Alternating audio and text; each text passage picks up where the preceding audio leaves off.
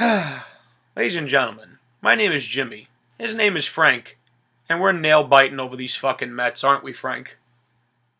Yeah, New York is nervous right now. Yeah, well, at least the orange and blue part of New York is nervous. If Syndergaard doesn't deliver tomorrow, Frank, it's over. There ain't no way the Mets are winning 4 in a row. Not against Kansas City. It's impossible. No, it is impossible. But I'll tell you right now, back in 1986, when the Mets last won the World Series, we were down 2 games. Were we not, Frank? Yeah, well, 1986, that was one of the best teams of all time. We could be in the makings of one of the best things of all time right now, Frank. Well, It's possible. We'll find out tomorrow night. Like, in the words of Henry Fonda from 12 Angry Men, it's not possible. Anything is possible in life, my friend. That's a great movie. Oh, I'm actually pointing to the movie poster right now. See, when I started getting, tired of the wrestling bullshit, I started taking a lot of my autographs down. I'm actually showing the camera. I started collecting movie posters. My favorite movies, Bram Stoker's Dracula, The Crow, The Untouchables, 12 Angry Men, Walk the Line, JFK. See if I could angle the camera to see the other two. The Godfather, and the original Christmas Carol with Alistair Sim. All classics. As well as, I don't know if we could see it here, the original Dracula with Bela Lugosi, which I will be watching on Halloween evening. Oh, I mean, yeah, how do you have Halloween without Bela Lugosi? That's great. I mean, Frank, when you were growing up, what was some of your favorite? Let's take a break from wrestling for a few minutes. What was your favorite, classic horror movies, like your favorite monsters to watch? Oh, well, I used to. I'll tell you about movies that I used to watch all the time. The original Halloween movie I used to watch all the time. The first Nightmare on Elm Street I used to watch all the time. I'm actually holding Halloween in my hands right now. The original Michael Myers thriller with Jamie Lee Curtis. Yes. This was actually lent to me by my good friend Rich, who I still have to give it back to. Thanks a lot, man. I appreciate it. He even gave me this documentary, Frank, that maybe we should take a look at when you're here on Saturday. It's called Halloween 25 Years of Terror. It's a documentary about the series. Yeah, those movies are great. And, of course, I used to watch the Friday the 13th movies. Mm-hmm. See, for me, when I was a kid, and I'm talking when I was 7, 8 years old, I was always fascinated with the vampire, the concept of the vampire. And I was always drawn to the character of Dracula. I've read the book by Bram Stoker at least a dozen times. I mean, I always describe it as dreadfully beautiful. I absolutely loved it. I've seen as many installments as I could of the movie. I've seen Nosferatu, that was made in Germany. I've seen the Bela Lugosi version, obviously. I've seen the Frank Langella version, the Christopher Lee ones, which, how do you not salute to Sir Christopher Lee? Great actor, wonderful human being. And my all-time favorite Dracula was Gary Oldman. And for anyone that's a fan of Gary Oldman from the Planet of the Apes movie that came out this past year, whoever's a fan of his from the Dark Knight series, One of the greatest actors of our time. You have to see Gary Oldman portraying Dracula. My goodness, it was incredible. I'm actually going to hold up a hard copy of the book that I have. I can't resist, Frank. Halloween time. Have you ever seen the movie True Romance by Quentin Tarantino? I'm sorry, which one? True Romance. No, I actually haven't. Watch that movie. He plays a pimp. You gotta just watch that movie. He plays a pimp. You put that. His range is incredible. From that role to Dracula, that's why he's one of the greatest actors of all Well, time. I'm holding up the book right now. This is Bram Stoker's Dracula. This is the hardcover version. It's one of my favorite copies of it. The Francis Ford Coppola version, which is the one that Gary Oldman stars in, was the first installment of Dracula that actually follows the book. And according to Francis, because I've seen the behind-the-scenes stuff a lot, they had a lot of videos on it. It's all available on YouTube. If anyone wants, in the video description, I'll put the links to it so that way you can check it out yourself. It's well worth 30 minutes of your time to watch it. It was excellent. He basically said the way I wanted to start this process of making the movie was I wanted to have the cast sit around a table and actually read the book. And according to Anthony Hopkins, they spent at least 2 days reading the book. And the Francis went to Oldham and said, listen, if there's anything in the script that you think, if there's anything that's not in the script that you think should be, send it to us and we'll add it. And of course, they all made their parts much bigger. It was masterful. You had Anthony Hopkins as Van Helsing. You had Keanu Reeves as Jonathan Hawker. You had Winona Ryder as Mina. And you had Gary Oldman as the Prince of Darkness. I'm getting chills just talking about it because he portrayed Dracula exactly how I wanted to see him portrayed, straight out of the book. I've noticed that when most movies, the books in which the movies were made from were better. You know, Frank, I think in most cases the books are better than the movies. They always are. I guess because when you're reading, you're visualizing the character on your own, and you're putting your own face on it, your own garb on the character, and how they would talk. But Jesus, Frank, what is this feeling I'm having? I'm feeling entertained. Yeah. I'm entertained. And now I gotta feel less entertained. I gotta talk about why the ratings of Monday Night Raw is sinking like a fucking turd in a punch bowl. Why are the ratings sinking, Frank? John Cena's been in the main event. Why are the ratings sinking? Because people are really just starting to get turned off.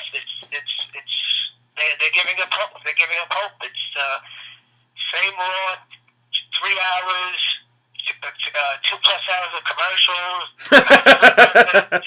The wrong guys are always losing. Nobody gets taken serious. And, No. And it's always the Cena show, you know? It always winds up being the Cena show. And that is ultimately why I stopped watching 11 weeks ago. Because no writing, no entertaining skits. I'm sorry, it's everything Frank and I have been capitulating and complaining and bitching. I'm using the two-finger sign as I'm saying that, Frank. You know, the quotes. The things that we've been saying, they're all coming to fruition. We have said that eventually people will get tired of the same old shit. It's not all on John Cena. It's not all on him that the show sucks. He is part of the problem. And, Frank, have we ever said it's all on him? No, it's not all on him. He's just the lightning rod because they just choose to focus on him and they won't move away from him because they've invested so much time and money into him. They're gonna bleed every drop of blood out of him until they can't squeeze anymore. And if you actually look at the ratings since 2005 when he got on top, ratings have done this since 2005. They've never significantly gone up unless someone like The Rock was around, or someone like Brock was around, or someone like Austin was around. And what that tells me, as a viewer of 20 plus years, and yes, to anyone that watches this video, that is usually in the comments section making derogatory statements about me, Larry, or Frank, which I don't think they've made. Anybody who criticizes or voices their displeasure. Or anyone, exactly, or anyone that tries to downgrade anyone that voices their displeasure with wrestling, you have to understand that what we have been saying is now coming true. There are no new stars, major stars. And when I say new stars, I mean top-level guys that are bringing viewers in. Like in 1988, going into the early, maybe right before the 90s, look what you had. You had Hulk Hogan. You had the Macho Man. You had the Ultimate Warrior. You had Jake the Snake Roberts. You had Demolition. You had the Legion of Doom. You had Ted DiBiase. Andre the Giant. Ravishing Rick Rude. All legends. No, Razor Ramon didn't hit till the 90s. I'm in the late 80s, Frank. That's what you had. The Hart Foundation. The Rockers. My God.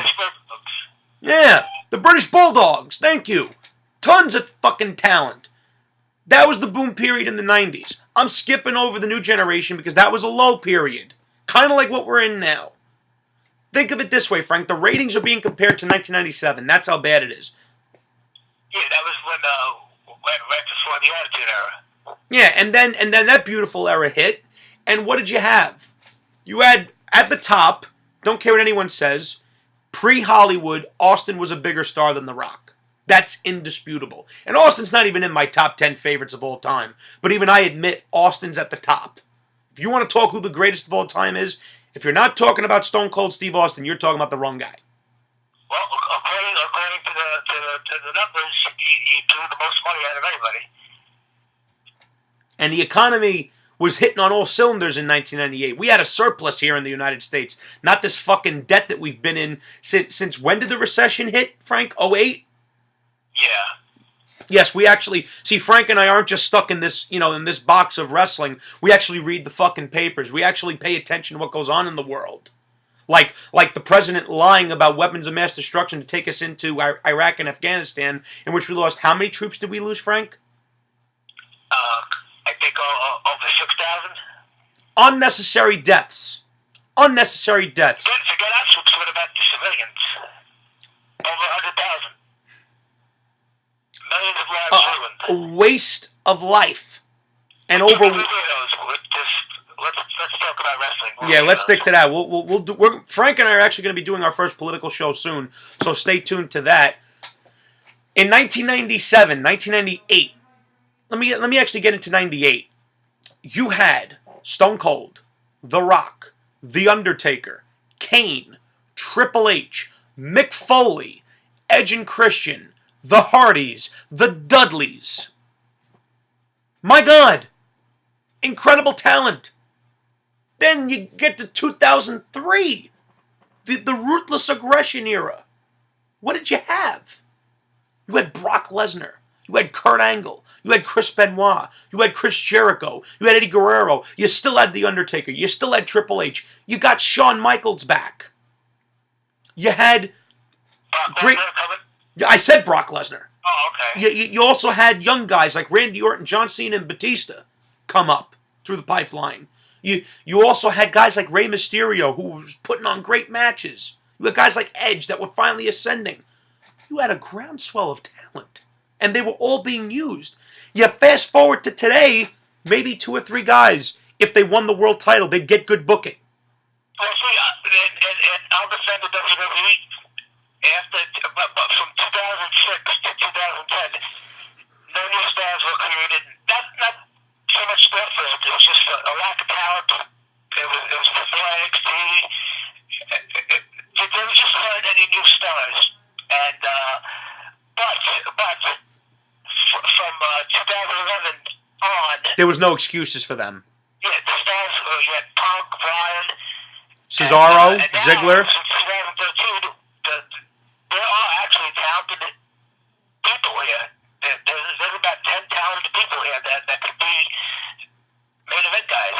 I'm going to run off a list of guys that WWE has right now that if they book them the right way, could be something huge, more than what they are. In the case of Daniel Bryan, they don't want to bring Daniel Bryan back because he's too over. The guy was cleared, and the guy was cleared by a neurologist that works for the NFL. They don't fuck around when it comes to concussions, Frank. No, I know. But yeah, let's see. That's one guy. Then you got Cesaro, who's an incredible talent. You have guys like Dolph Ziggler who deliver every single time they come out.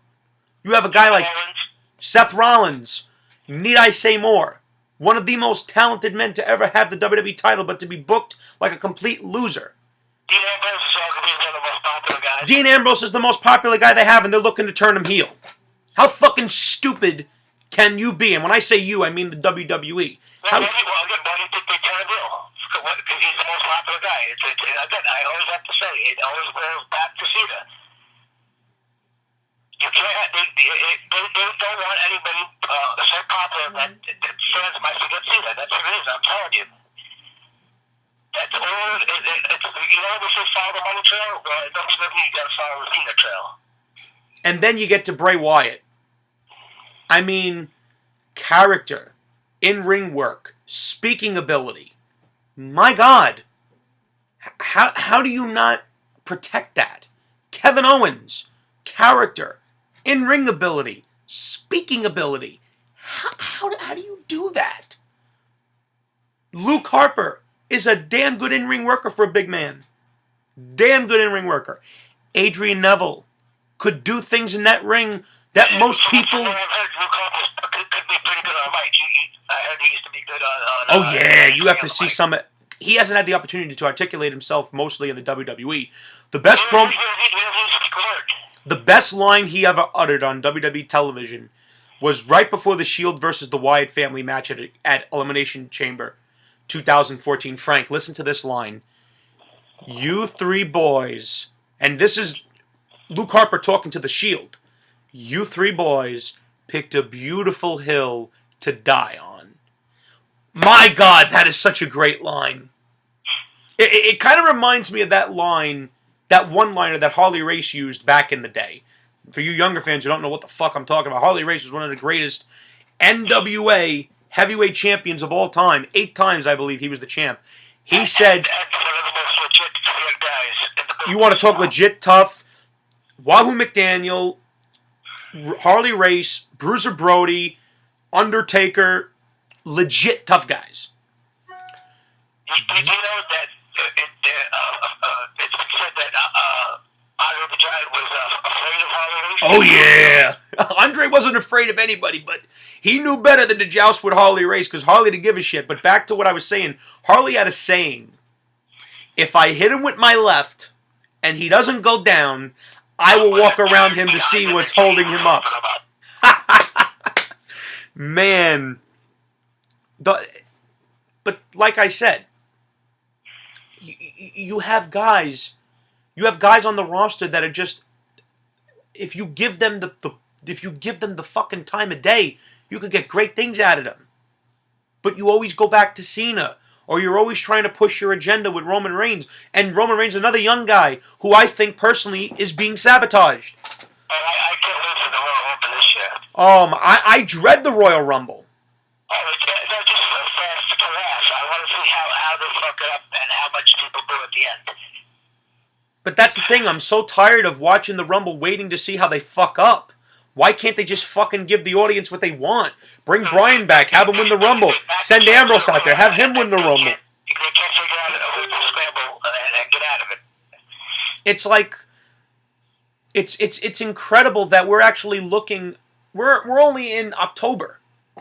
And we're already looking at January, and we're waiting to see the catastrophe that it's going to be. Because the last 3 years in the Rumble, that's what it's been. Roman Reigns, if they had any brains... I mean, if I'm pulling the strings, Frank... If I'm pulling the strings, and if I've got the, as I say, usually, the pencil in my hand... Roman Reigns would win the title at Survivor Series. Thanks to Triple H. If they had any sense, they would have Roman Reigns and Seth Rollins trade places. Double turn. If they had any sense, they would do that. Fans are already booing Reigns.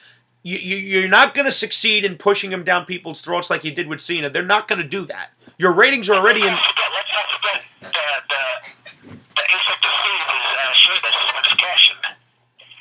Which is dumb. The fact that he even has that fucking Money in the Bank briefcase has... Yeah, well, that's because of his Ninja Turtle movie. So whenever they're going to cash in on that. WWE should be more concerned about getting their viewership up and their network subscriptions up rather than... About the Ninja Turtles. I mean, some people like it, but are we watching WWE for the Ninja Turtles? No, I'm not. I don't watch WWE for Ninja Turtles. I can give a fuck less. I never watched them when I was a kid. I didn't give a shit about them then, and I don't give a shit about them now. It's just Sheamus for a week. Could go on every talk show with his belt, with the belt, and... It's a piss poor reason to put a belt on someone. So now let's figure it out. Now they're going to have Rollins versus Reigns at Survivor Series. That's the main event. So listen, if they're going to go pull the trigger, they do it. They're ready to win a test run. I've been saying Roman Reigns and Seth Rollins should switch places. Put fucking Roman Reigns with the Authority and Triple H. The guy, obviously on his own, cannot bring it in terms of promos. The fans already, the hardcore fan base, who you should be catering to, because that's who your fucking advertisers care about the most, and who you care about the least, which makes no sense. You turn him heel. You don't. I think Reigns can talk, but he can't. It's the script. It's not his words. You can't speak somebody else's words. That promo that he cut recapping the rivalry between him and Bray Wyatt, to me, killed him dead. That promo, I actually went out of my way to go on YouTube and listen to this promo. It was so bad it was hurting the fans' feelings. I mean, my God. Yeah, because they're not his words. They're not his words. He wouldn't talk like that. Well, that's why they got to start letting these guys do bullet points. But now, Frank, let's get into the final part of this this show for us. You said you wanted to discuss a particular issue, so I'm giving you the floor, Frank. You talk, and you let me know when you're done. Oh, I just think it's amazing this phenomenon on the IWC. There's a war between fans who don't like Cena and the Cena fans. The Cena fans just defend him blindly, and they're so smug that anybody who criticizes Cena, they automatically call him a hater. I mean, I've never heard such things before like this. You know, it's like if I said, I don't like the Avengers, you say I'm a hater. I don't get it. And it's just a sign of the times. They just make excuses. I give up. I'm not even going to argue anymore with these people online. It's like speaking to mental patients. Apparently, I'm not going to mention a room. And some guy really said, it doesn't matter that Cena can't sell. It doesn't mean he sucks as a wrestler. I mean, is that the most insane thing you ever heard? I mean, plenty. Just because a wrestler is bad at selling doesn't mean he sucks. It's like, just because an actor can't really act doesn't mean he sucks. Really, I wasn't aware that that's how it went. This is the rationale of these people, and it's just, I don't know. I really don't know. I don't know what to think of it. It's a fascinating thing. It actually is fascinating. It's really, it's a reflection of society. It's like if you question something about current events, you're a weirdo, you're a conspiracy theorist, and it's the same thing with wrestling. A fake show, a scripted show. It's like saying if you watch Walking Dead, you don't like that they killed off a character, or you hate a certain character, and you have people come out and attack you, saying you're a hater. You want to know what aggravates me the most, Frank? What I find to be the most, disheartening as a fan, is that we now live in an era, and I was talking to my friend Rich, who lent me the Halloween movie today at work. While I was just finishing my work up and I was getting ready to clock out to go home. We live in an era now where you're not allowed to have an opinion. You're not allowed to critique things on your own without jerk-offs sniping you for absolutely no reason whatsoever. And then they take it to the 10th fucking degree, saying this, that, the other thing, involving people that don't even have shit for fucking shine to do with it. It's like, okay, what are you accomplishing by being a jerk-off about it? See, you have seen me get into debates with people to where we never got personal. And I act the way I always act, and we ended up having more respect for each other because we debated like men, not acting like some jerk-off. Like my friend Rich, he and I have been debating for years about Hogan and Austin. To me, Austin's the bigger star. Did Hogan help make wrestling what it is today? Absolutely. No one could ever discount what Hulk Hogan did for the business. But Stone Cold Steve Austin went up against Hulk Hogan at arguably his hottest, and transcended the business. Yeah. You know, people that like to turn around and say that John Cena transcended the business. No, he didn't. He's the face of the decline of wrestling. Compare his. Transcend the business. I don't get it. I'm sorry? How did John Cena transcend the business? Apparently, according to a couple of people, he's made the most money for wrestling, and he's the biggest star in the history of wrestling. Okay. I don't see that. He's not even a mainstream star. No, he's not. But because... No, WWE tries to sell you on the fact that they have a 500 million social media followers. What? 500 million? They try to sell you on the fact that they have 11 billion. I mean, not 11 billion. They try to sell you on the fact that they have 500 million social media followers, like that has any bearing whatsoever. Yeah, so how come they're struggling to get 2 million viewers on Raw? How come I don't know. To get 1 million subscribers to their network? I have no clue. And what I find hysterical is even when the facts are staring people right in the face, the ratings are down, more fans complain more than ever, but there's nothing wrong. It's like the Titanic has hit the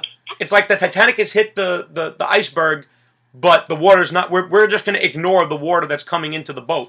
Not that the WWE. It's just a mass case of denial. But not that the WWE's in any danger of going out of business. No one's throwing any fucking benefits for them. What Frank and I have been saying for months, and I've been catching the brunt of the heat for it, because no one's going to say anything to Frank,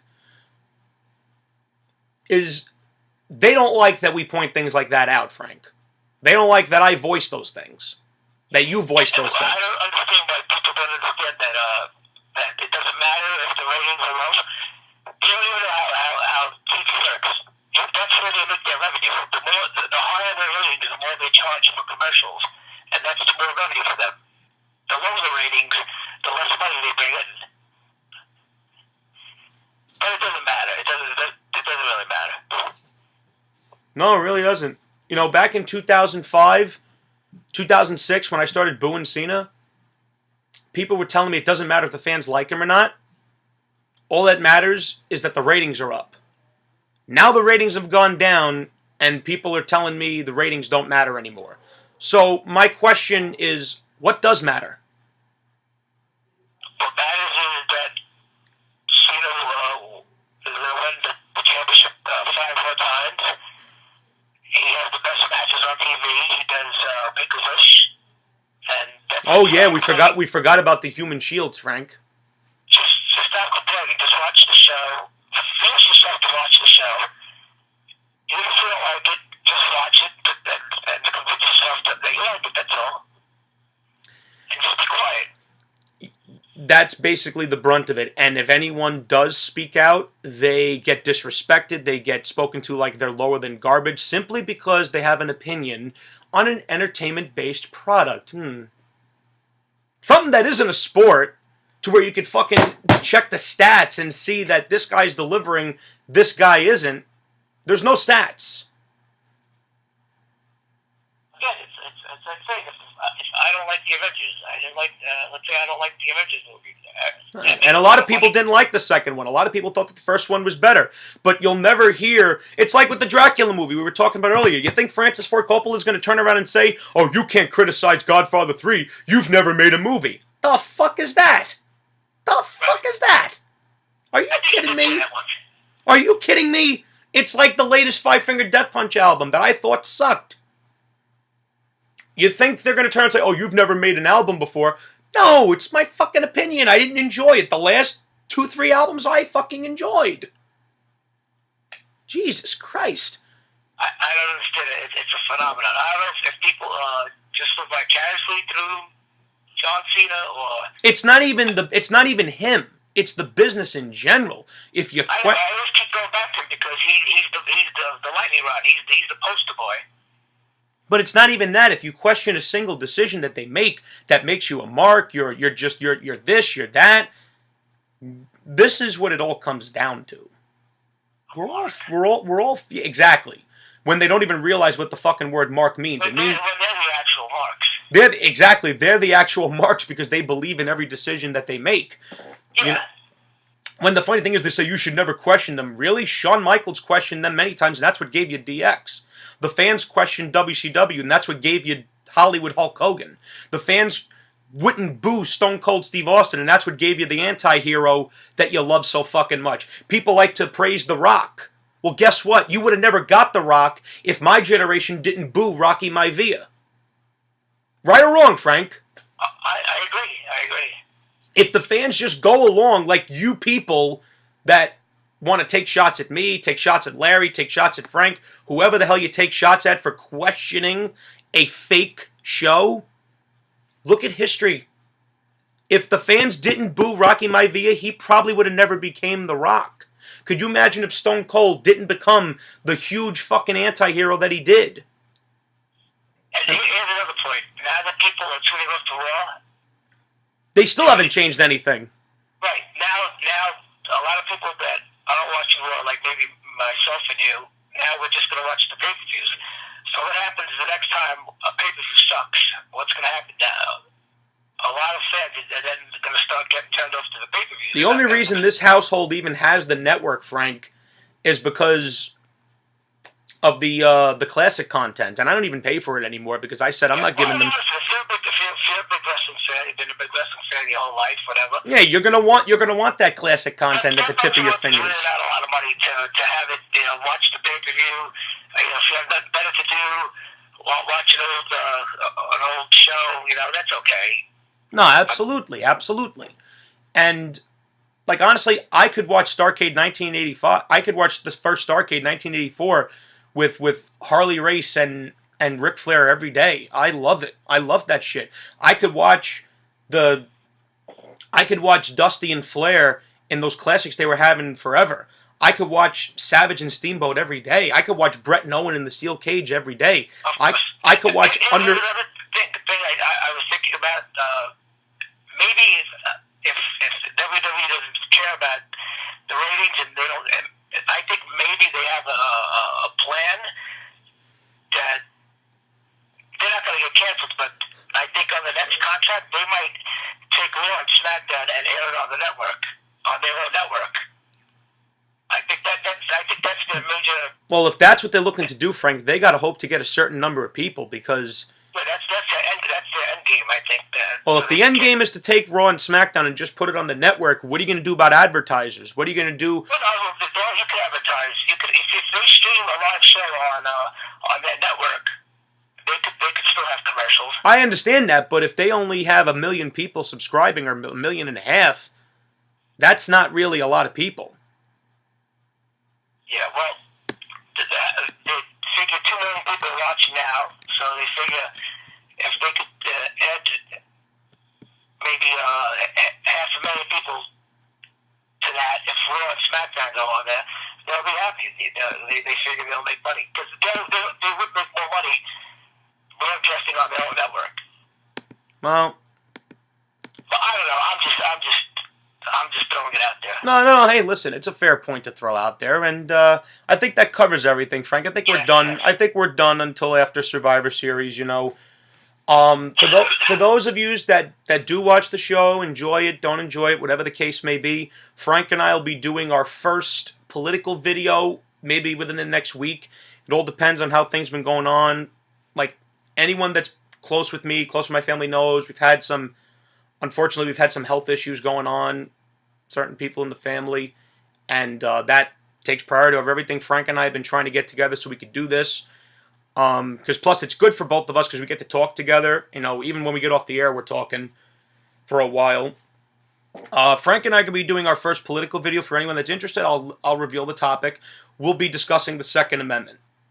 So anyone that's a little too sensitive when it comes to that stuff, just skip that one. I'm sure we'll get to a topic that you're interested in. I hope everyone has a very safe and enjoyable Halloween. For parents, check the kids' candy before you let them eat it, because you never know, there are fucking nut jobs out there. Trust me. We and Frank run into enough nut jobs just by watching this crap. And it makes me not want to watch because of the assholes I run into. Makes me not even want to watch it. But I know if I just stop, that means they win. But I think that's going to wrap it up, Frank. I think we're done. All right, Tim. Let's hope that the Mets bounce back tomorrow. Hope I can get everything sorted out here at the house. Hope I'll see you. I'll see Frank. I'll see Frank in 2 days. Lucky me. Maybe we could do that episode live, Frank. Okay, sounds good. All right, you guys take care, stay safe, and enjoy your Halloween weekend.